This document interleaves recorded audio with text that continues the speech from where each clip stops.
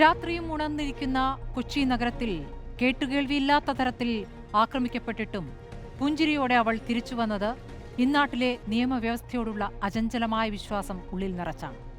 അത് അവളുടെ മാത്രമല്ല, നീതിബോധമുള്ള ജനങ്ങളുടെ മുഴുവൻ വിശ്വാസമാണ്. അന്നുവരെ ജീവിച്ച ജീവിതമല്ല അതിനുശേഷം അവൾക്ക്.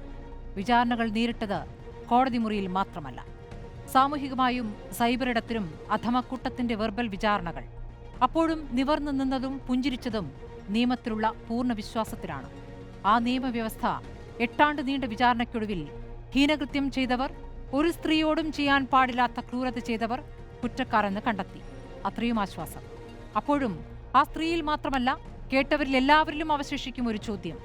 കൊച്ചി പോലൊരു മഹാനഗരത്തിൽ ഇരുട്ടത്തും വെളിച്ചമേറെയുള്ള കളമശ്ശേരിയിലും പാലാരിവട്ടത്തും കാക്കനാടുമൊക്കെ ഓടുന്ന വാഹനത്തിനുള്ളിൽ പൾസസുനിയും സംഘവും സ്വയം തോന്നി ചെയ്ത ഒരു കുറ്റകൃത്യം മാത്രമാണോ ഇത്? പണവും പവറുമില്ലാത്തവർ പിന്താങ്ങാനില്ലാതെ കേരളം കണ്ടിട്ടില്ലാത്തൊരു കുറ്റകൃത്യത്തിന് മുതിരുമോ ഈ ക്രിമിനൽ സംഘം? ഇല്ല എന്നാണെങ്കിൽ പിന്നെ ചെയ്യിപ്പിച്ചതാരാണ്? ചെയ്യിച്ചതാരെന്ന് തെളിയിക്കാൻ പറ്റാതെ പോയ സംവിധാനമാണോ നമ്മുടെ സ്റ്റേറ്റിനുള്ളത്? ശബ്ദവും കത്തും രേഖയുമൊക്കെയായി പുറത്തുവന്ന തെളിവുകളെല്ലാം പതിരുകളായത് എങ്ങനെയാണ്? പണം കൊടുത്താൽ ഏതു വേട്ടക്കാരനെയും പിന്തുണയ്ക്കുന്ന PR കൂട്ടം ഇന്നലെയേ തുടങ്ങിയിരുന്നു വാഴ്ത്തുപാട്ടുകൾ. ഇന്ന് കോടതിക്ക് പുറത്തും കണ്ടു ഒരു പെൺകുട്ടിയെ കൂട്ടബലാത്സംഗം ചെയ്ത കേസിലെ വിധി കേൾക്കാൻ ലഡുവുമായെത്തിയ മൃഗമനസ്സുള്ള മനുഷ്യരെ.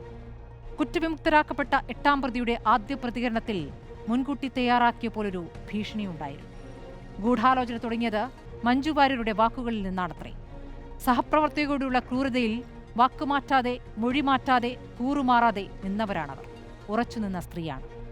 ഇതിനിടെ അവസാനിക്കുന്നില്ല ഈ പോരാട്ടം. അത് തുടരും.